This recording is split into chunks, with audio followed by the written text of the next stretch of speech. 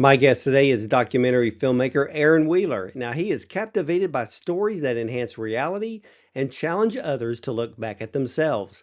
Now, in 2019, his first film was screened at Les Palais des Festivals during the 2019 Festival de Cannes after winning the Nespresso Talents UK Award for his short film Better Together, created with Cameron Perry and Tom Bedford.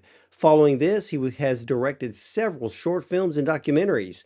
Now, his latest feature documentary, The Edge of Existence, tells the story of electronics lecturer Cam Cameron as he attempts to survive on the UK's most remote and dangerous island, Rockall, for a record 50 days to prove his strength to himself and inspire his family. This story attempts to understand the nature of adventure itself in an attempt to explore the true cost and benefits of such a journey into the unknown. So, ladies and gentlemen, let's welcome documentary filmmaker Aaron Wheeler and his film, The Edge of Existence, to the show. Welcome, Aaron. Hey Ward, how you doing? Excited Do- to chat about rock. yeah, man. What an incredible film documentary. Even when I watched it, it even made my legs shake a little bit. So, where did you get the idea for The Edge of Existence? Yeah, thanks. Well, it's a funny one. It started. It's been a long journey, as you know.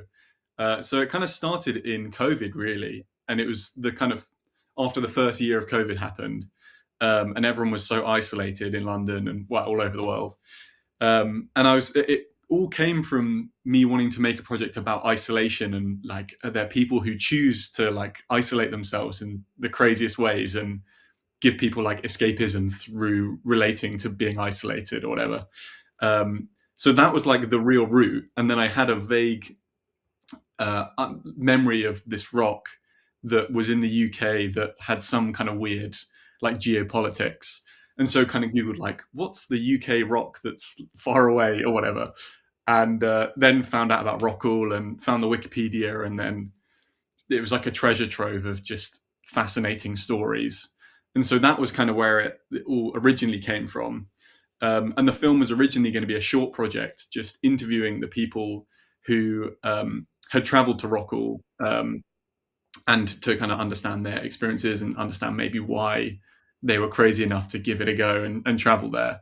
And so I met with Tom McLean, who is was the first person to ever sleep on Rockall. And then I spoke with Nick Hancock, who is the record holder for the longest time spent on Rockall. And as I was interviewing them, I think it was Nick was like, "Oh, there's this third person who is trying to, uh, break the record and be the next person to live on Rockall." And that's where I found out about our protagonist, and then it was a snowball from there.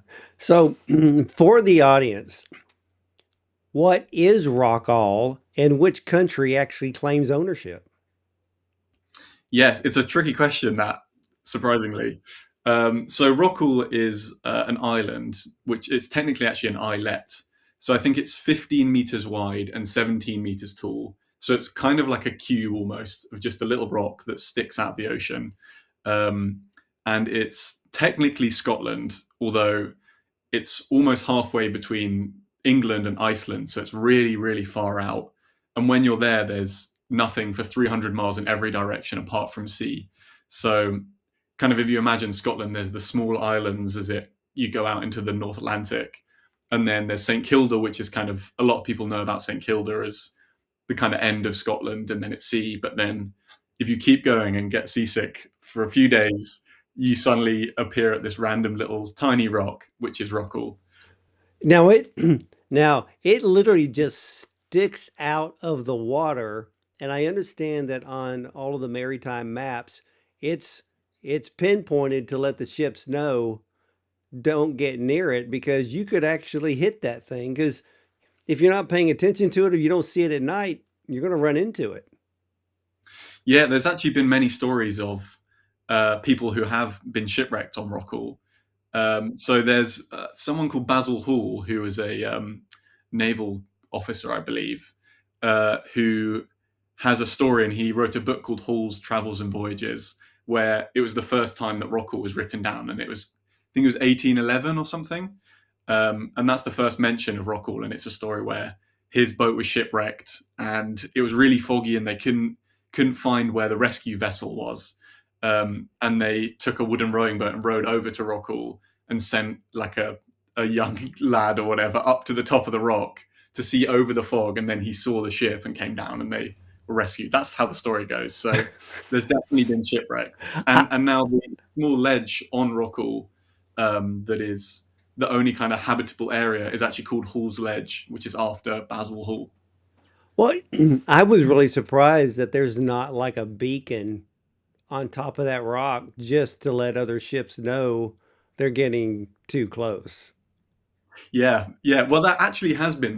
They've installed. I think the Coast Guard or something has tried to install weather stations and little light beacons on there, but every winter they get just like ripped off because even though it's 15 meters tall or 17 meters tall, sorry, the swell at that area of the ocean can get so angry and so aggressive that it will fully submerge the rock, and then once you're in kind of salty, rusty water, it just like rips bolts out of rocks and has scary amounts of power. So they've tried, but it just Well, you can't so keep.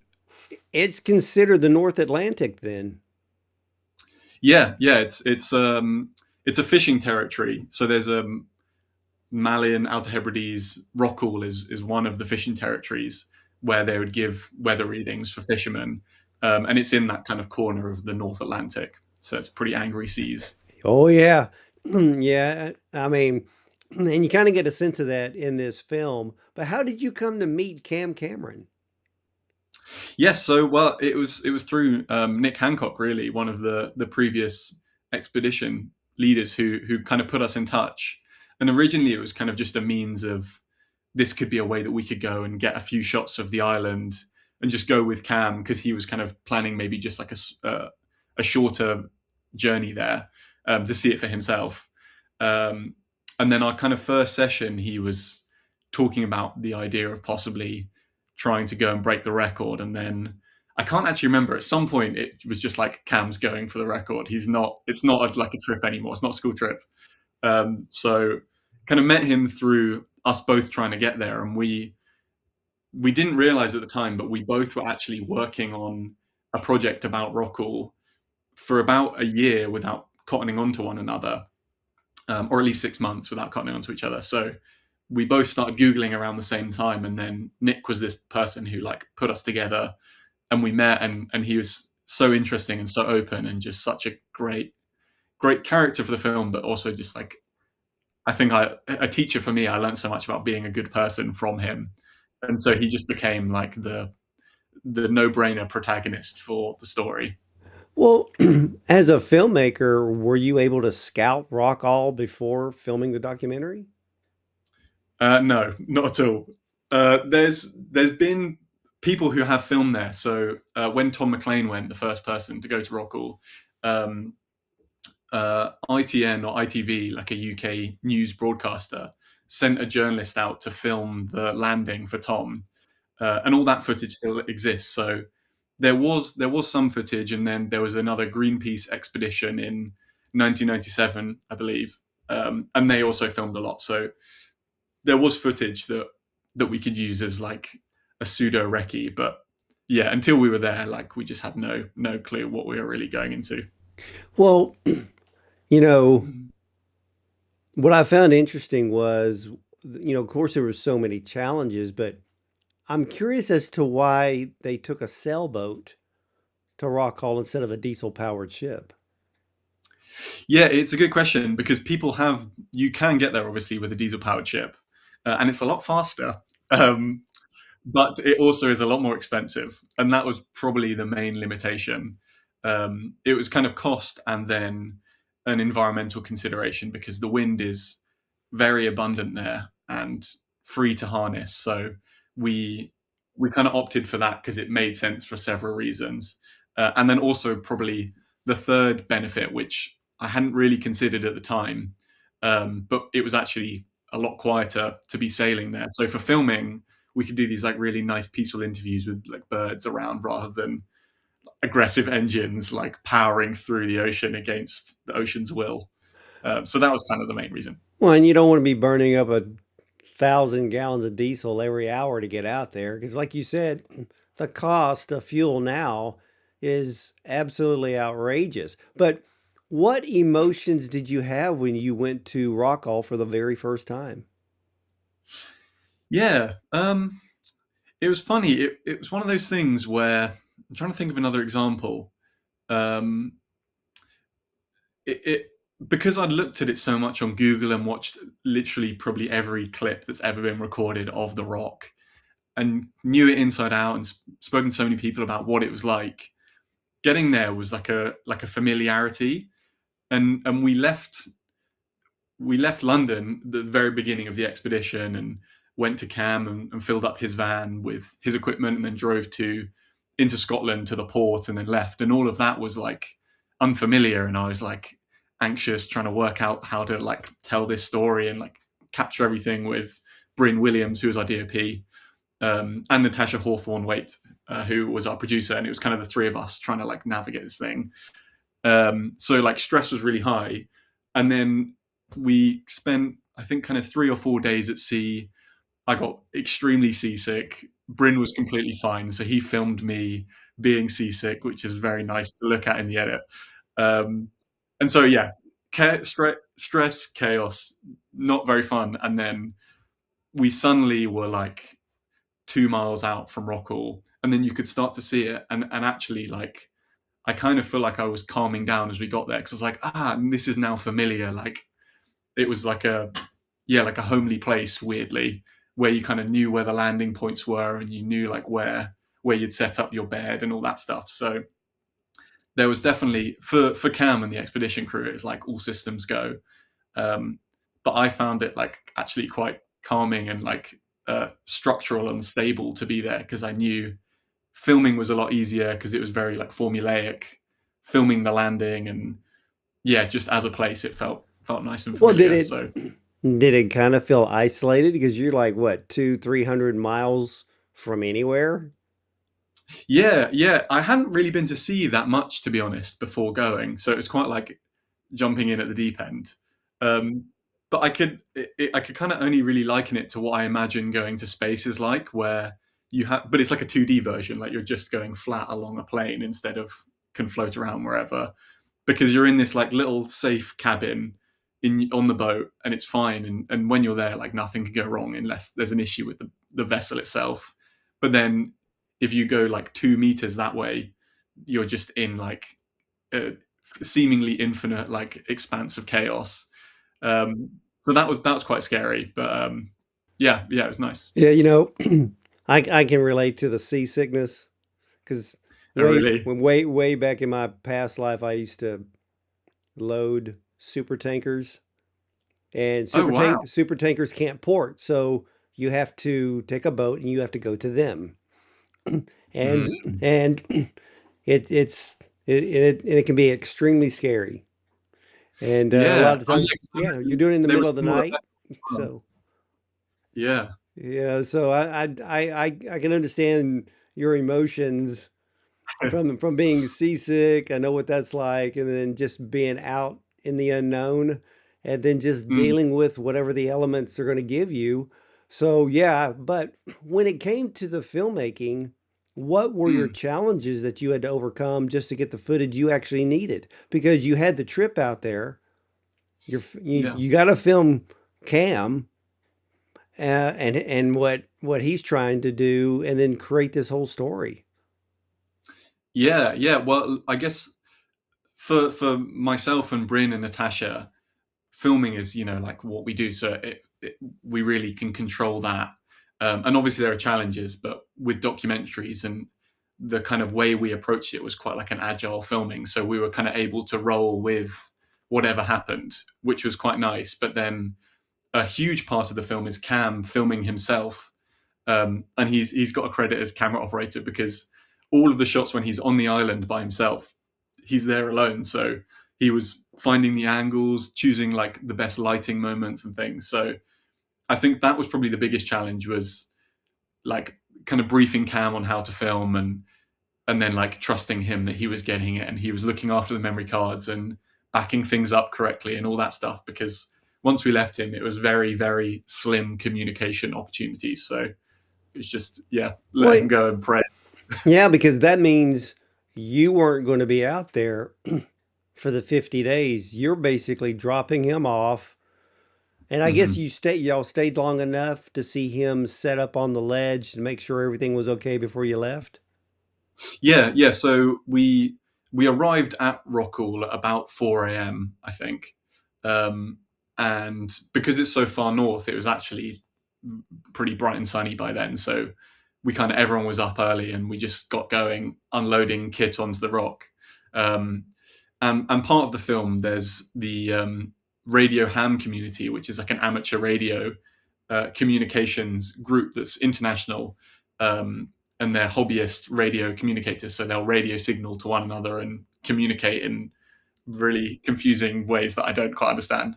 But part of the expedition was two radio operators, Emil and Nobby, who went onto the rock as well to do some transmitting from the rock.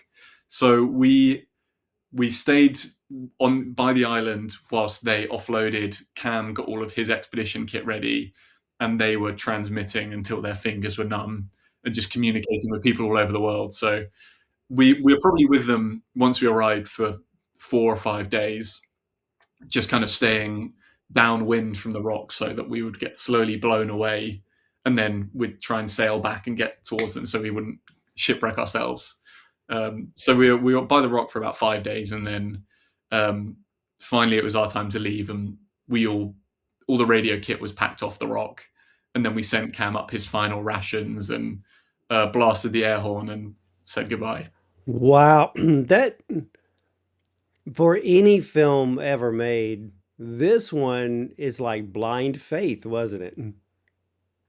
Yeah, yeah, absolutely. Yeah, I feel like there were several things where you kind of just had to hope that it would work, and even narratively, we kind of weren't really sure what the subtexts were, or even really the context. Like what was the film? We would just kind of when we get together, we just roll the cameras and see what happens. So I think there was a lot of time where we weren't really sure where it was going, and then we'd have a long drive home and chat and be like, "Oh, this is the entire structure. We know what the project is." And then the next shoot day would be like, "Oh no, that doesn't work anymore. We're on a new thing. This is what it's about." Well, what time of year did you all go to Rockall? Because is it the northern Atlantic normally just full of really big swells? Yes, yeah. So it's around kind of May. It like starts to calm down. So I'm trying to remember our actual departure date, but I think it was around May, June time, basically. And then the intention was Cam would stay throughout summer because that's the calmest of the seas, relatively calm, compared to the winter. So that was kind of the plan for the expedition. So he also had to deal with a lot of seagulls, didn't he? Yes, yeah, seagulls and gannets were the two. They were kind of his only like neighbors. um, yeah, but so I think yeah, there was if there was smell-o-vision for the film, you'd really Oh, get a sense. yeah. When I You can, watched it, I could imagine. But yeah, for Cam though, how many attempts did it take to actually get onto Rockall? And once he got on there and got set up, how much space did he have to actually like move around? yeah, yeah. Well, yeah, as I was saying, relatively calm. There's still a fair amount of swell. It was probably 3 or 4 meters of up and down when we were landing there. So um, we had to get Cam on and then Emil and Nobby, the two radio operators. And Emil is an experienced climber and just he was just a savage. So he was like, I can do this. He rigged up all of the gear and had all his carabiners and harnesses. And he was the first person to land. He was going to set up the transport or ropes and rigging so that Nobby and Cam could get on. Um, so his first attempt was the skipper Glenn was going to be driving into the rock to the kind of safest landing area, and then when the swell went up, he would push forward a little bit. Emil could jump off onto the rock, scramble up, and then by the time the next wave comes, hopefully he's clear. That was the plan, and then um, yeah, I was watching from the boat through little binoculars, so I can quite I wasn't in the action. But the first attempt didn't go very well, just because the swell is still inconsistent. So they had a small little wave, Emil jumped off and then was flooded with water, ripped under. So it actually took Emil 3 attempts to go, which was it's like the perfect dramatic number, like the rule of three, which was great for the edit, but was not great for him going in the freezing cold North Atlantic 3 times. So it took him 3 attempts, and then luckily Nobby and Cam both got on first time thanks to Emil's heroic diving onto the rock for us. So how much space did Cam actually have? Because I know he has to set up the tent, but if you're looking to break a record and to be on this rock for 50 days, how much space did he have to actually move around and Yes, maybe get some exercise for the 50 days? yeah, sorry, yeah, I didn't add. So the Hall's Ledge, which is that ledge that I was talking about, that's the kind of like flat area. Um, I can't remember the exact dimensions, but I think it's about 5 foot by 7 or 8 foot, basically. So it's a small rectangle, basically like a single bed, but a little bit bigger. So you're really limited. And when there was three of them, particularly, I think space was a premium. And so you kind of have this flat area where you can build your pod, your shelter, and then all of your supplies. You can kind of what Cam did was tie them to a wire that went around the rock, basically. So they were kind of on like a slope. So the area is pretty small, pretty cozy. You know, I kept, when I was watching it, Mm, I mean, you're watching this documentary and it's just all kinds of crazy, yeah, you know, and, yeah. and I mean, like for Cam, because I mean, I'm thinking the whole time, because you hear the stories of the swells that can go higher than the rock, you know, Hmm. and Yeah. hopefully, you're going at the most calmest time of the year. But what did Cam learn about himself as a human being? And did he find his purpose in life when he spent time on Rockall? Yeah, yeah, it's a funny thing because obviously with a documentary, your kind of goal is to get as close to the truth as possible, but there's always like a level of construction. Um, so I think I actually don't think it's possible that anyone can ever know whether Cam feels like he achieved his purpose or what changed within him. We can only really go on like what we observed and kind of what he shared privately on camera, which he was very gracious to then allow us to use in the film. Um, and so I think he definitely um, went through a lot when he was there, which is a given. Um, and and I think one of the goals of the film and something that I was kind of angling for with Cam quite a lot was asking him about why he was doing it and if he could articulate why he was doing it, um, and asking others also why they think Cam was going. Um, and the it kind of felt like he would have like a find the reason and be like, I think this is why I'm doing this thing, and then um, a few months later or later on when he was on his own expedition that would change and he'd be like, oh, actually maybe it's like this. Um, and then I think the kind of final learning that I had through watching Cam's journey was that there isn't really a purpose for like why we do these things, and and it's just something that like you have to do, and it's kind of similar to filmmaking, really. Like I don't know why I made At the Edge of Existence. It's just you Google it and you're like, okay, now this is the thing I'm doing. And so I think maybe that was kind of his learning was being okay with being a human and being like, there isn't a clear purpose for why I'm doing this. It's like an amalgamation of things, and that's what it is to be a human being. You know, when I was watching it, I kept thinking when you're preparing to do something that many people will never attempt, Mm, you have this passion, you've got this different kind of energy, you have this adrenaline, but once you get there, once you set up, and for Cam, all of that goes away. And, he got very, very personal with his Mm. filming. I mean, and you have to think you got a man on this rock that's pointed out of the sea. He's attempting to be there for 50 days. There's nothing for 300 miles in every direction. You're Yeah. by yourself. It's only you and a bunch of birds and your thoughts. And hopefully, the weather will be something that you can not only endure but also survive. But it is total, total isolation. And Mm.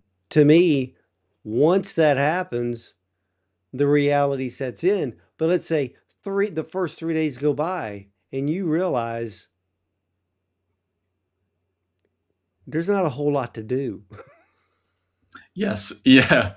Yeah. Which it does feel understandable that, because when we got there, it was busy and chaos, and the radio guys were doing their thing, and then suddenly we're like packing off the all of the kit off the rock, and then we blow the air horn, and then it's like you're saying, it's just silence after that. It's just wind and gannets and the sea splashing beneath you, and it's understandable that you can see a cloud or a storm or whatever that's like 15 miles away, just slowly coming towards you, and that's all you have to think about.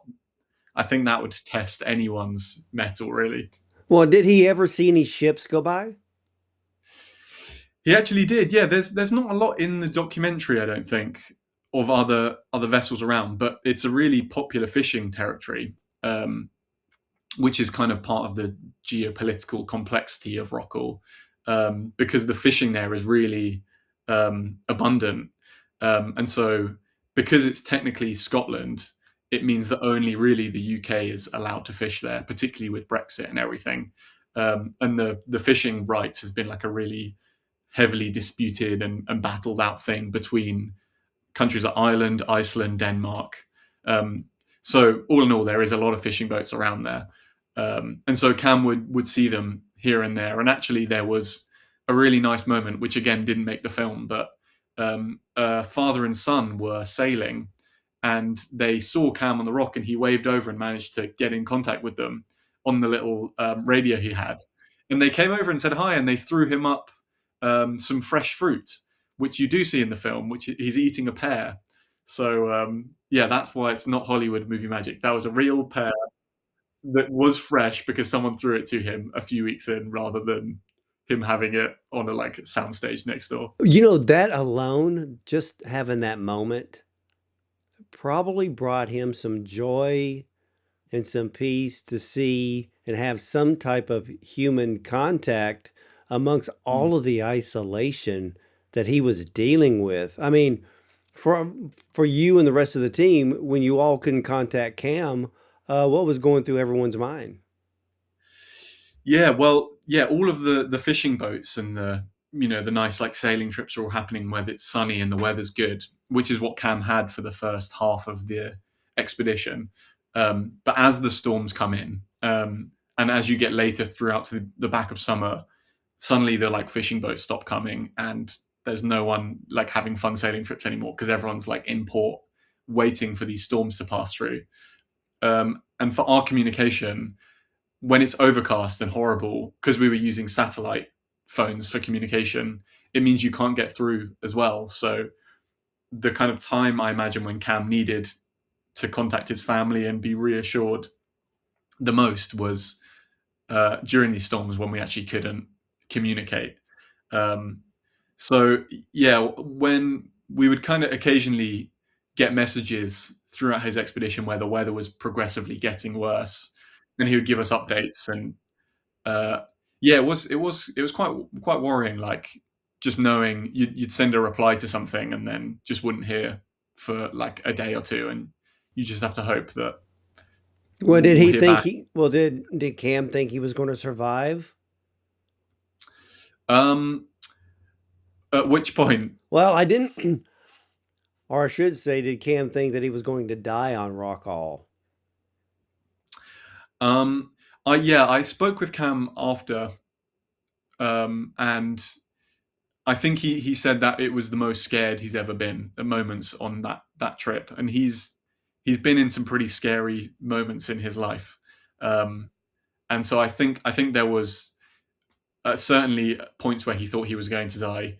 Um, but also, I think the worst part about it was it wasn't just for like half an hour or 30 seconds. It was like extended for 5 days, where you have this like feeling inside of you where you're processing the idea that that might happen, which is even more terrifying than just the thought of like potentially getting killed.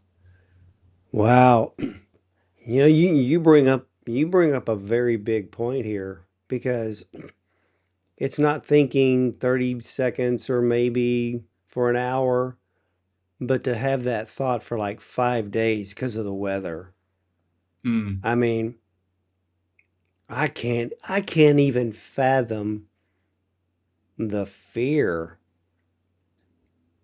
of yeah, that for that amount of time.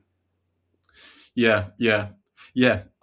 For me, I think I think it's a testament to how good a guy Cam really is, because he was feeling that, and then he had me on the phone being like, please film yourself, and he, in that like fear, would still be willing to share how like terrifying that is, and then be happy for it to be used in a film, which is so gracious. And yeah, it just goes to show like how open you have to be willing to like show your most like vulnerable self, like emotionally and physically, on camera, and like be the one to hit record and answer the questions. And yeah. Yeah, because it's like you kind of know the feeling when you go to do something. You know the feeling if you triumph. I want to know the emotions in between because that's where the human element comes in. Were you worried? Were you scared? Did you think you were going to fail? Did you think you were going to die? And he shows that emotion on all of that footage that he shot, So, and I think that us as humans, we need to see that on film because to me it makes, well, the reality real. But if there is a triumph, then you understand what it really took to cross the finish line. So with Cam, did he set the record? Yeah, well, we're approaching the spoilers part of the Or we podcast, won't I imagine. spoil it at all and we just make everybody watch the film to find out. Maybe, I mean, we could do, yeah. But yeah, it's certainly, I think, the film hopefully it can bring someone watching it as close as possible to getting in the mind of what that would be like to be scared for your life for literally like a week long, and then maybe insight into what happens to not just the Cam but like humans in general when you go through an experience like that, and yeah, what how humans react to it, and then also how humans react after an experience like that, and how your mind can change and reset back to what it's like your everyday life when you're in your normal comfy environment and you've got your pajamas or whatever you know Well, yeah, it's kind of like, it's like you go on Instagram and you see all these people that spent, tens of thousands of dollars to climb Mount Everest. You only mm, see the beginning part and you see the end. You never hear about the journey that it took to get there. Regardless if mm, you were how many Sherpas you paid to get up there and hopefully you make it down. Yeah, once you make to the top is great, but you still got to make it down alive. But we yeah, never we never hear those stories. This is why The Edge of Existence is such a great film documentary because we get to see the space in between, which is so rare. And I think that people who watch this and maybe people who are into the adrenaline rush, I'm sure that this film, there's still going to be someone who watches it and goes, I can do that. yeah, absolutely. I mean, even editing, I was like, you know what, maybe if it goes well, maybe I could go and give it a go and finish the edit on the rock. It's an alluring thing. Nick Hancock, who I was talking about, who is the record holder for the longest time spent on the rock. um, One of the first things he said in I think our first interview was, it's like a dangerous like whirlpool almost, where you Google it once, and then like the next day you Google it twice, and you're like, let me find something specific about it, and then the third day you're like really getting into like the history, and then suddenly you're like, for some reason, like Googling how to get there, and it like without you even noticing, you're like planning an expedition. So there is some sort of like siren quality about it where you hear it and you find out about it, and then like you suddenly you find yourself like standing on the rock and the boat sailing away. Well, it's funny. You know, we know that Scotland is known for their sirens, Exactly. Yep. and or the Selkie, I should say, and and I guess Rockall has its own call to humankind to basically yell Yeah. out and go, "Test me, try me." Yeah. And Yeah. does Cam ever think about going back? Yeah. We've spoken about it before, um, and and I think that is the human nature thing that's within all of us, where you go through something and it's a trauma, really. Like you're going through a traumatic thing, and 2 seconds later you're like, that was awful, I can never do that again. um, and then suddenly you manage to like put that out your mind, and then you're thinking about doing something like that again. And he has mentioned several times that, if he had the chance again, he would possibly give it another go. But who knows? It's a tough expedition to organize, and the opportunity cost of finances firstly, but like family and time is a finite thing. So I could see him definitely doing something mental again. Well, um he's probably gained a whole different perspective that most of us will never have. yeah, yeah, and which I think is also the kind of human thing, where you go through something and it's really hard, and then you have a bit more experience, and for Cam, perhaps a bit more notoriety, and if he can raise a bit more money with that notoriety, you like level up a bit, and then you're like, oh, I could definitely do it now, and then you do that thing, and then again you level up, and there's like a never ending mountain that you're trying to climb of these like crazy expeditions. And you see it when people do Everest, and then suddenly they're like trying to do the Marathon des Sables, or like across the Antarctic or wherever. And I think it's just like, as an expedition adventurer, there's never, the mountain is like just a concept that you can never like get to the top of. Yeah, I've I've talked to professional mountain climbers. I've talked to one that climbed all 7 summits.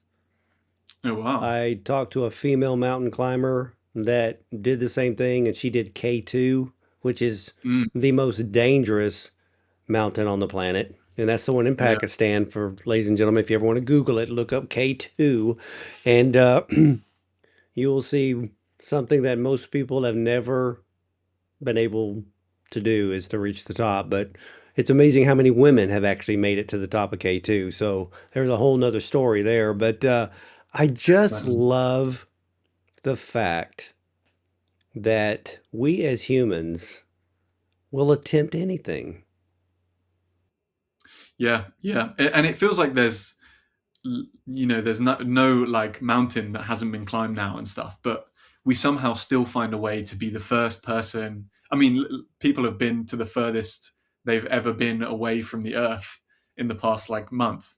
It's just always like finding ways to be further and go faster and climb higher, and it is inspiring. It is inspiring. And not too long ago, I was watching this interview with an actor, and he deleted his Instagram account. And they asked him, they Mm, go, "Why did you delete your account?" He goes, "Well, I was, like everybody else. I was just, flipping through photos.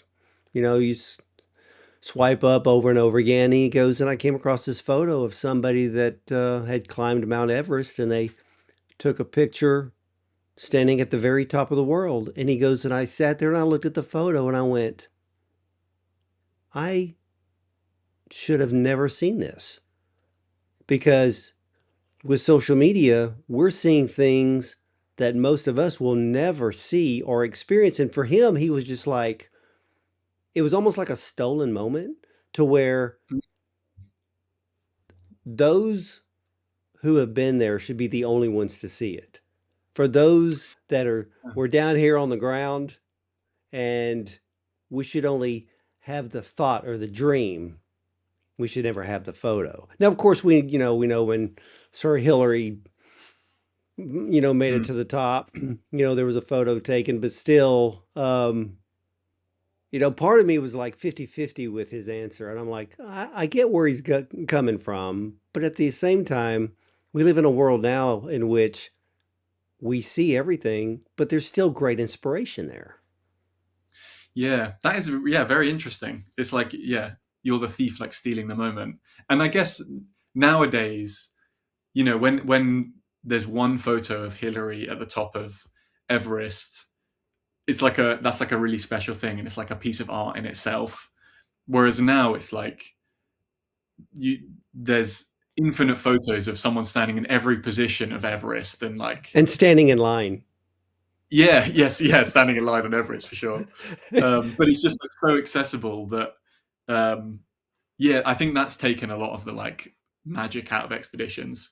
But then the other side is the getting to see it and frequently see things like that and be like, oh, there is someone who can do it and it is possible, and it's not just like man with beard who like does this cool stuff. It's like, oh, there's someone who is like a quadriplegic and doesn't have legs who's climbed Everest, and things like that, which is so inspiring when you're like at your desk and you're like thinking about maybe trying to run a marathon, for instance.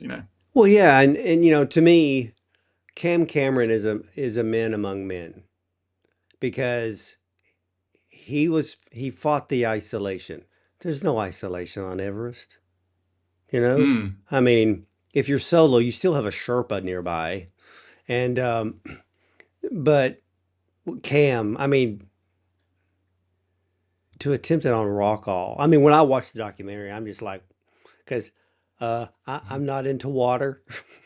I don't mind standing on the beach and looking at the ocean, but I'm cool. I mean, I've been on it, but I'd rather have my feet on the sand. And yeah. so, watching the edge of existence, it's a little bit nerve-wracking, but at the same time, it's motivational, it's inspiring because we can all accomplish it beyond anything our imagination gives us. It Mm, just takes proper planning. yes. Yeah. Yeah. And I guess that's something that's kind of nice with Rockall as well. It's like you can't think of like a niche challenge to be like, how long can I stay on this really arbitrary little rock in the middle of the ocean?